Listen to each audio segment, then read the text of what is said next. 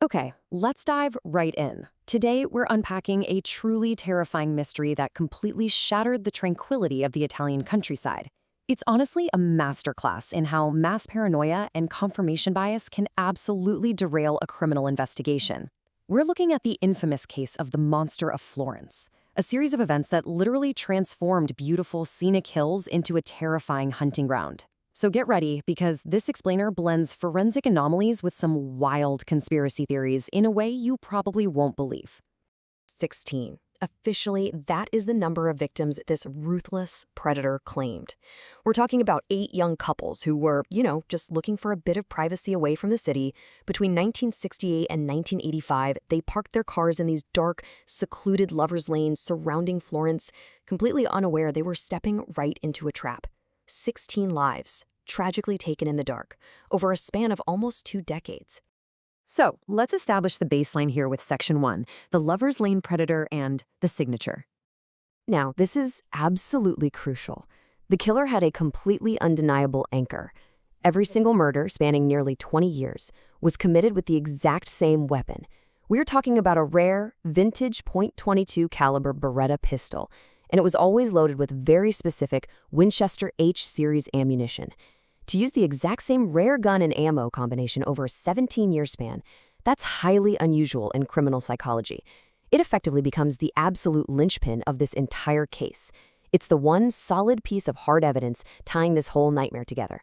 And the execution method? It was chillingly uniform. It was calculated.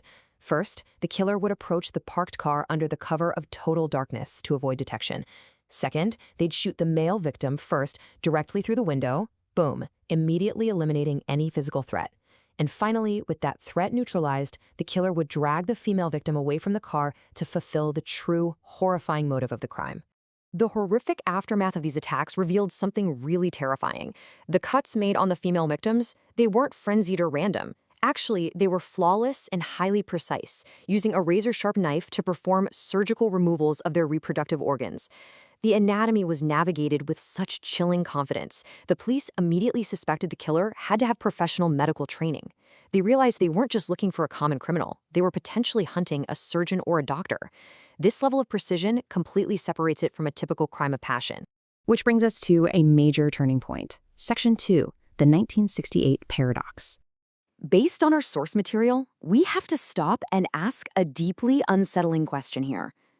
How could the exact same weapon, that rare .22 Beretta we just talked about, be used in subsequent ritualistic murders if the supposed killer was already securely locked up?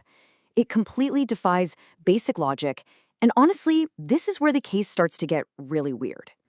So here's how that paradox actually played out. The very first murder back in 1968 was originally blamed on a jealous husband named Stefano Millet. He was convicted, sent to prison, case closed, right? Well, no.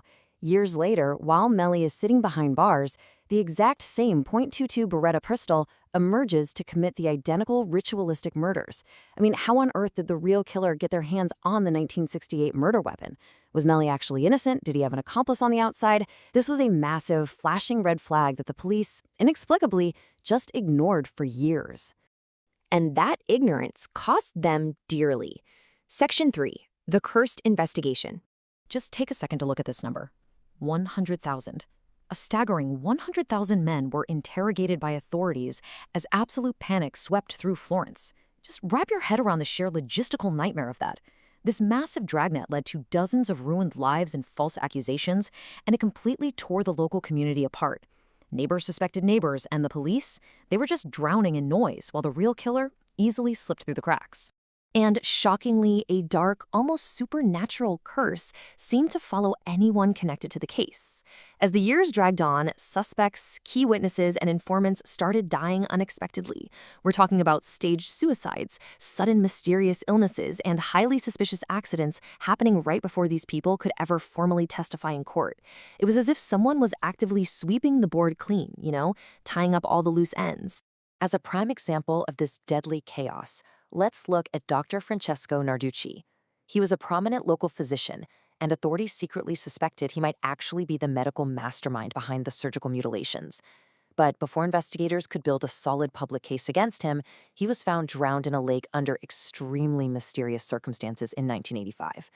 The timing was just entirely too convenient, and it added immense fuel to the fire that something much bigger was going on. And that brings us to Section 4, the occult conspiracy theory.